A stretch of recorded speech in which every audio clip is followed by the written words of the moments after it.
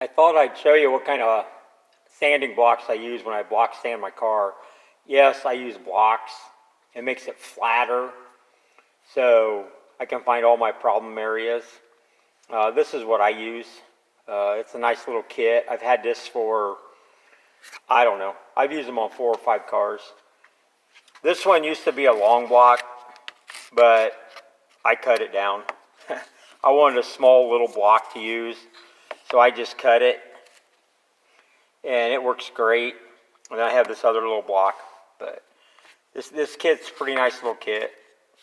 It's really, like I say, it really helps flatten everything out. So I really do like this really well. Let me take it to the car and show you where I'm at. Okay, on this side, you can see when I was block sanding it, it makes it nice and flat, like I said. It brings out all the highs and lows. There was a bad spot right here, so I had to work on that, got that taken care of. And over here was a spot when I was sanding it, you could see very big low spot. I didn't even know it, but when those blocks, when you're block sanding, really brings out all the problem areas. I had a little area right here. So I got this side taken care of now. I'm pretty happy with it. It needs to be cleaned, and I can re-primer it again and hit it again. Let me take you over to the other side real quick. This side, you can see, pretty decent. I had one area right here and one area right here that needed some work, but very little. So I'm real happy with this. I had this all in primer before I did this. I sanded everything to 180 and put the primer on, and then I sanded everything to 220, and that's where I'm at right now.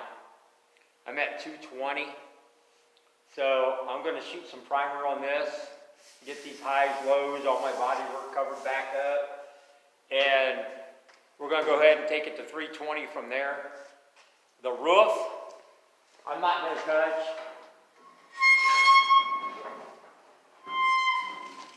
The roof itself, like I said, is getting a vinyl roof on it. And there's no reason for me to waste primer and sanding, because I'm pretty sure this is going to have to be scuffed up to probably 180 to glue that vinyl on there, that top. So I'm going to leave this roof alone. I will primer the rest of it, quarters, rockers, and leave the roof alone. So I'm going to go ahead and grab some more primer. Wow, I just noticed. Whew, get a lot of that sanding dust on you, don't you? But yeah, I'm going to get this blown off, cleaned up, and I'm going to shoot another coat of primer. Like I say, the rockers, the quarters, the filler, both sides. I'm going to leave the roof alone. And then I'm going to come back and do some sanding to 320. So I'll be back in a little while. I thought I'd show this to you real quick before I put down my next coat of primer. You can see here where I did my body filler for my panels. And you can see those deep scratches. That is from that 80 grit. 80 grit and 180. So you can see where the high build primer has filled all the scratches in. So as I sand it down, those scratches are filled in. That's why I use high build. You know, really good stuff. But yeah, I just thought I'd show you that real quick before we move on. Like I say, blocks, they're great. They knock down those highs and lows and level out that panel. So I'm going to go ahead and get my primer ready to go and get ready to sand my next layer. Okay, got more primer laid. Really liking the results so far. It's coming out really well. But you can see,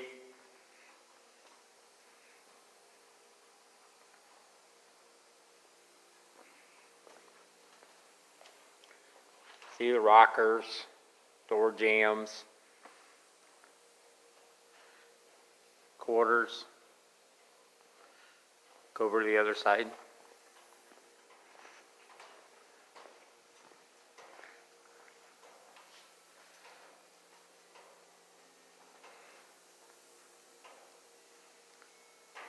You can see the overspray in the air, the mist.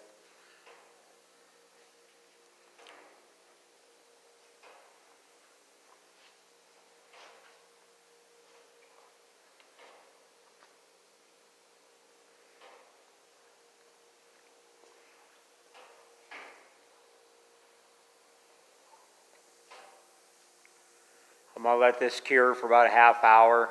I'm gonna go get me some lunch, and then I'll come back and sand this to 320.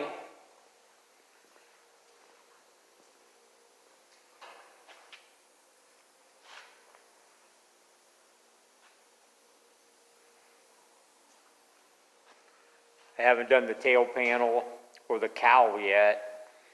I'm just working on the main quarters and rockers right now, but it won't take long. I probably won't do the tail panel until after I get it off this rotisserie. Once I get that off the rotisserie, then I'll do the tail panel. The cowl, I'm still trying to figure out when painting it. Walk around to this side. I haven't even worked on it yet to even get it ready.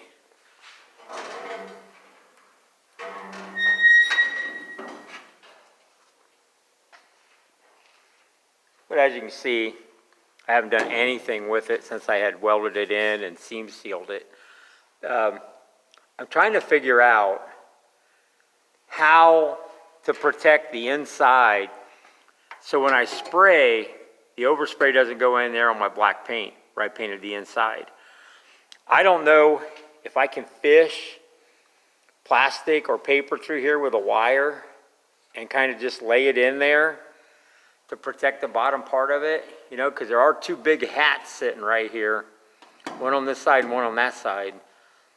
But I really would like to figure out how to keep the overspray out from the fresh air vents. If any of you have done it, let me know how you do that. But it's pretty well ready to put in primer too. I just need to sand it down, and probably at this stage where I'm at, I'm ready to do that 320. I'll probably hit this with 320 and figure out how to prime that and get that finished to 400. But yeah, if any of you done that, let me know how you keep your overspray from getting down in there. But other than that, like I said, I'm gonna go take a lunch. I'm gonna give this time to dry. Actually cure and start sanding again. Be back in a little bit. Okay, been a really busy day today, but I have everything down to 320 now, except the roof, of course. And I think I'm gonna call it a day. It's been a long day. Came out here like at 7:30 in the morning, and right now it's almost 6 o'clock. But yeah, I'm real happy with this. At 320, I did go through in some spots, but not very many. To be honest with you, I could probably sand this to 400, but I still have to put primer on there to cover all this, you know, where I went through. So I'm just gonna put another coat of primer on there and do the 400, which was my original plan. Let me take you over to the other side. Over here, same thing. Not nearly as much. I did a couple spots, but nothing down the metal. Like I say, I was going to call it a day. It's been a long one. I'll come out tomorrow morning. Might be a little scratch right there. But I'll come out tomorrow morning and clean all this up. Give it a once over. just to see if there's any other spots I need to get to and take care of. I know right here is a really, really low spot, and right here, it's a little darker. So I already know I got 2 spots right there that might need a little bit of maybe glazing putty or very skim coat of body filler.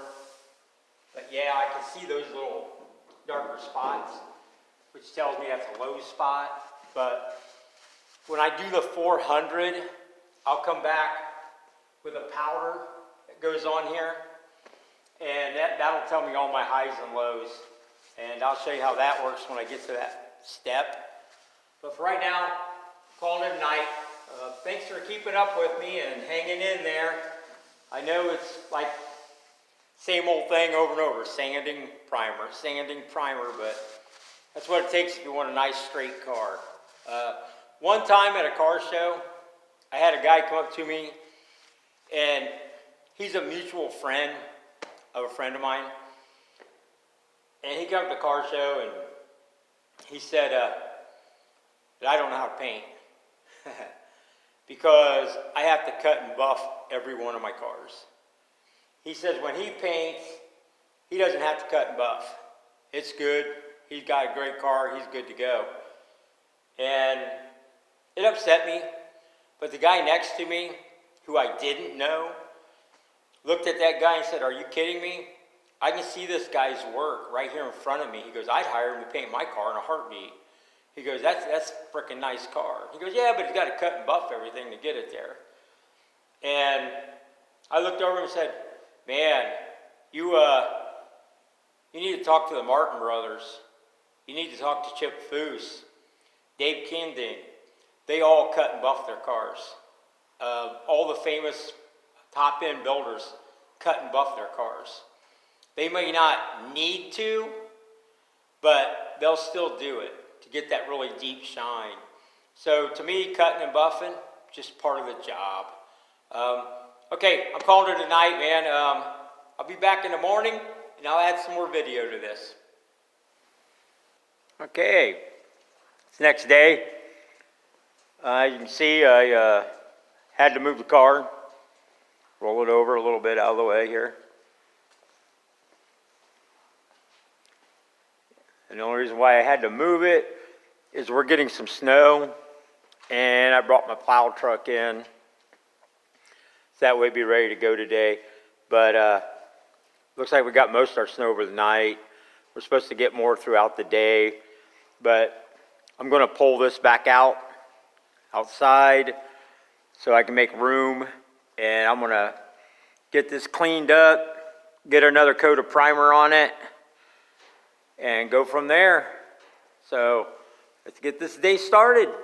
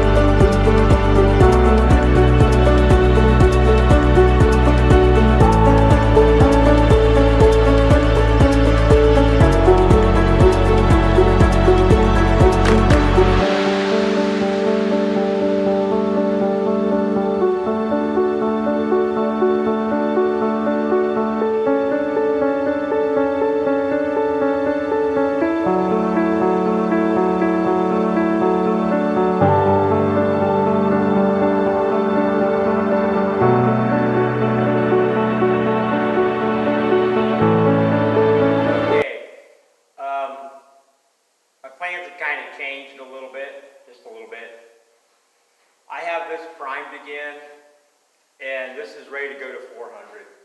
It's already dry, but I just did it this morning. But everything's back primer, everything's ready to go to 400. I'm going to leave it there.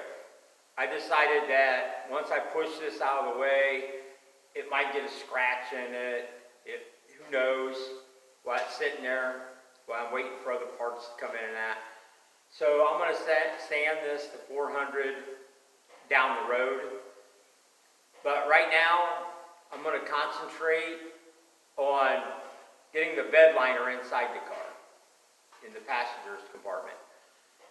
I'm going to take you over there, show you what I've got going on, what my plan is, and I'm going to go up to the room. I call it my room. I have another garage, and there's a little area in there that's heated, and I keep all my paints, body fillers, epoxies, everything's in there. So I'm going to have to go up there and grab that bed liner, and I'll bring it back out here and show you what's going on with it. But right now, I'll show you what's going on the inside of the car. Okay, here's what I got going on the inside.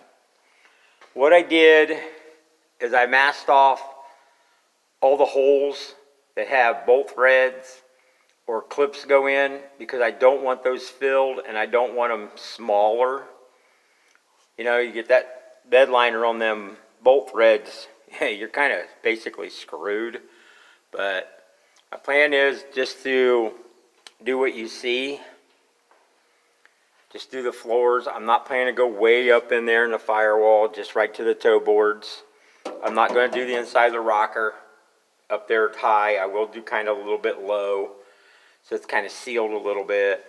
As you can see, I got tape. It looks kind of funky. That's so once I get this sprayed, before it dries, I can grab these tabs and pull this tape all off. So that way it doesn't become a permanent fixture to the floor once that bed liner dries. It gives me something to pull the tape off with. Back here are the clips that hold the seat down. I'm not sure how they work on holding the seat down, but I didn't want to make them, what do I want to say, wider or thicker with that liner on there. So I got them taped up so I can pull those off after it's done. I scuffed up the floors a little bit, not a whole lot, and got them all swept up, cleaned up. So I'm going to go grab that bed liner and I'll show you what's going on with it. Okay, here's the kit I bought. I bought 8 bottles and the hardener, of course, and the gun. I'm not going to need all 8 bottles for the inside of the car. I'm hoping this is enough to do the underneath and the inside. Supposedly, all you have to do is take the hardener and fill the can up, shake it, and it's ready to go.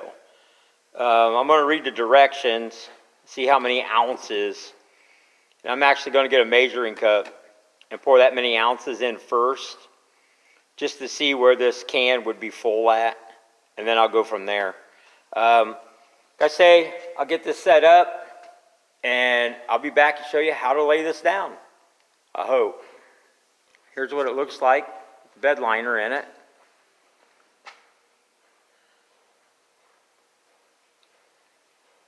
Surprisingly, it only took about 2 cans, actually less than 2 cans. I think you're supposed to put another coat on here, but I don't think I need to at this point. I'd rather do the bottom, more on the bottom. But it is 8 ounces to 24 ounces. These cans were bigger than the last ones I used, which was a surprise, but yet pleasant surprise. So I've got my tape pulled, as you can see. I can see a real light, like I didn't get enough up there. I may have to hit that when I do the bottom, just shoot a little bit right there. But yeah, the one thing I did notice is I should have masked this a little better. I really didn't think it was going to splatter as much as it did, and it got out here on my rockers, which I'm pretty sure that'll sand out. So I'm glad I didn't get this to 400 and say, yeah, we're done, because I'm going to have to go back and knock that down. Like I say, 2 cans, and I had quite a bit left over, and I didn't want to waste it, so I kind of shot part of the bottom of the car. I'll show you that here in a second. I did the inside plus pretty much the center of this, but I can't wait to get the bottom of this done now. When I get this bottom done and all this bed liner sprayed on here, you know, and the wheel wells and everything, and get this finished, I'm going to take it off the rotisserie, and I'm going to start working on the suspension parts to basically get this back on its wheels, I think. But baby steps. First, I got to make sure that inside's pretty well coated. Like I said, I saw that one spot, so I'll go back and get that when I do the bottom here. But right now, I think I'm going to start masking off this bottom, getting it ready. So it's going to take a while. So I'll be back in a little bit. I thought I'd show you my crazy masking job. Maybe I'm overreacting, but I don't want overspray like I had just doing the inside of the floors.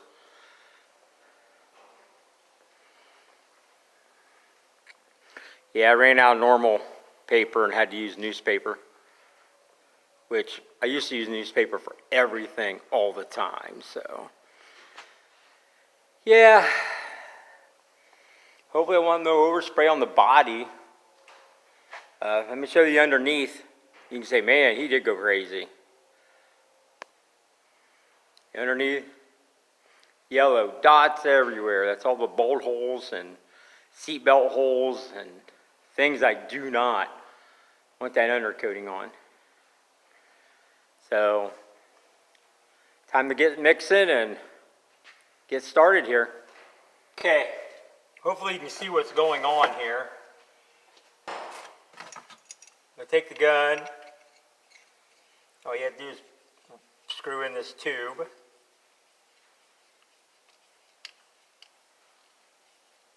Get in there as tight as you can. Comes with a regulator.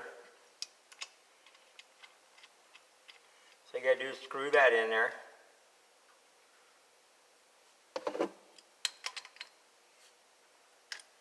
Nice and tight like that. So the gun's basically ready to go. You're going to take one of these cans. Get this out of the way. You're going to pull this little ring on the top. Yeah, really you are. Open it up.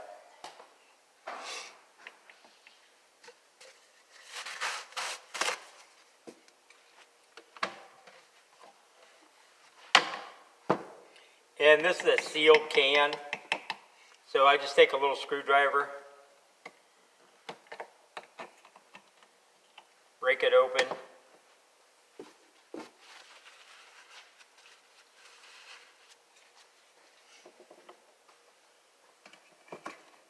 You got your hardener. Like I said, it's 8 ounces. Cup is 8 ounces. You're going to take that to 8 ounces, and you're just going to pour it inside there.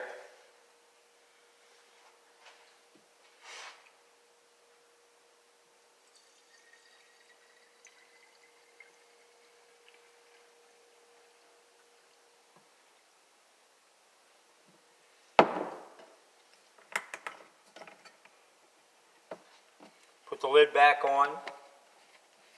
Make sure you put it on tight. All you're going to do is shake this up. It's going to mix it up in there. This is the hardener, obviously.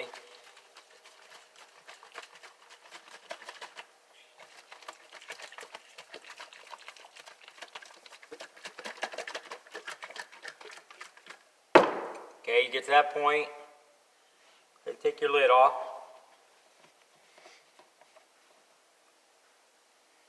Now you can put your gun in it. Tighten it up. Nope, there it went. It went tight.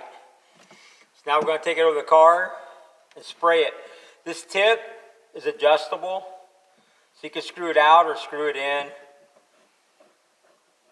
You know, you set your pressure however you like, whatever kind of spray you want.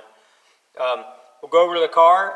I'll shoot a little bit of this, show you how I do it, and then I'm going to finish it up without videoing all of it because I'm going to be there for a while. So.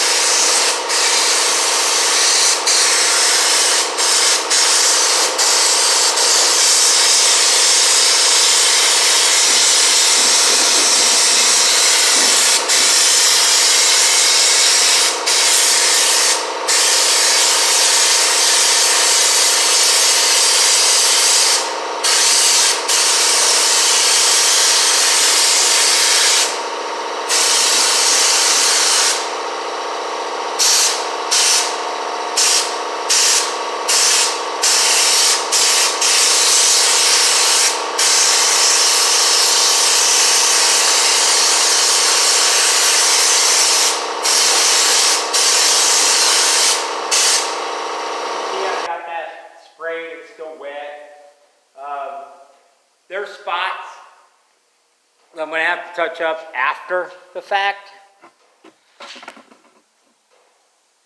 Like, I got these brackets on here. These brackets are covering the frame. So when I remove these, I'll have to go back and hit those areas. And any other areas I missed, I can touch up. I'll fix that. Here in a little bit, I'll be pulling all this masking off and all the tape and stuff. And I'll probably find areas that need hit. But what I want to tell you is, you see me spraying this, and I had a respirator on it. But I didn't have safety glasses. That was a bonehead move. I got lucky. I didn't get anything in my eyes, but I did see it on my face. So it was splattering in my face. If you're going to do this, please wear safety glasses. You know, I know from experience, it costs you a lot of money when you injure your eye because you don't put safety glasses on. And even after learning, I still did it without safety glasses. But man, make sure you wear your safety glasses. 2, I had my air pressure pretty high on that gun. That's why it was splattering back at me. I should have dropped it way down, but I didn't. I just kept on spraying. So See, this is hit, everything looks good. So, like I say, I'm gonna let this dry. I'll pull all this off, and then I'll go back and touch up anything later on down the road. And hopefully I didn't get a lot of splatter on my primer, but I'll find out. But this is where I'm gonna leave off on this video. I hope you've enjoyed it. Please consider subscribing if you're not already a subscriber. Like it, share it. It really does help me. It helps the algorithm pick up people are liking my video when you click like. And it helps YouTube throw that out to other people looking for videos on undercoating. It'll pop it up for them. So it helps all around. Thanks for watching. Later.